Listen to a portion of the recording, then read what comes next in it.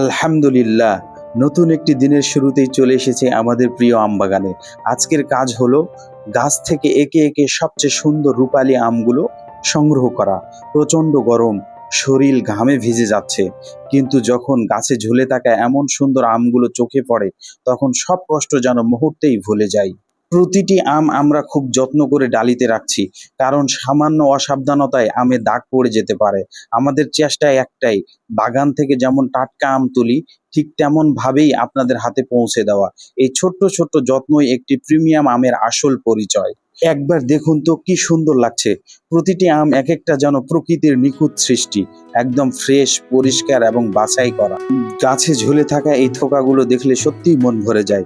মহান আল্লাহর অশেষ রহমত ছাড়া এমন দৃশ্য দেখা সম্ভব নয়। আলহামদুলিল্লাহ। এবার চলুন খুঁজে বের করি একটি একদম গাছ পাকা রূপালী আম। অনেকেই আমাকে প্রশ্ন করেন, ভাই আপনার আম কি সত্যি গাছে পাকা? আর সেই প্রশ্নের উত্তর ভিডিওতেই দেখিয়ে দিচ্ছি ইনশাআল্লাহ।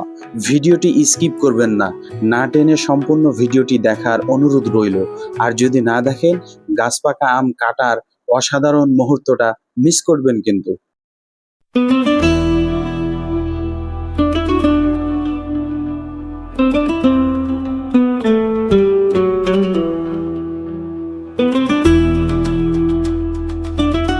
এই যে দেখুন, আমটা কেটে ফেললাম। সুবহানাল্লাহ, আলহামদুলিল্লাহ। ভিতরের রংটা দেখুন, একদম সোনালী, কোনো কৃত্রিম রং নয়, কোনো কেমিক্যাল নয়। প্রকৃতির নিয়মে ধীরে ধীরে গাছে পেকে এমন সুন্দর রং হয়েছে। রূপালী সিজনের মৌসুম এখন একেবারে শেষের দিকে, তাই বাজারেও ধীরে ধীরে দাম বাড়তে শুরু করছে। যারা এই বছরের আসল স্বাদ নিতে চান, দেরি না করে এখনই নিয়ে নিন, কারণ মৌসুম শেষ হয়ে গেলে অপেক্ষা করতে হবে আবারও 1 বছর। এদিকে বাগানে একটা একটা করে অনেকগুলো ক্যারেট জমে গেছে।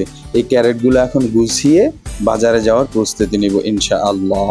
এই প্রচন্ড গরমেও সবাই নির্লস পরিশ্রম করে যাচ্ছে। শরীর ঘামে ভিজে গেলেও কাজ থেমে থাকে না, কারণ সময় মতো ভালো আম বাজারে পৌঁছে দেওয়াটাই আমাদের দায়িত্ব। পিছনে তাকালে এই সুন্দর বাগানটা শুধু গাছের সারি নয়, এখানে লুকিয়ে আছে বছরের পর বছর পরিশ্রম, দোয়া আর স্বপ্ন। অবশেষে চলে আসলাম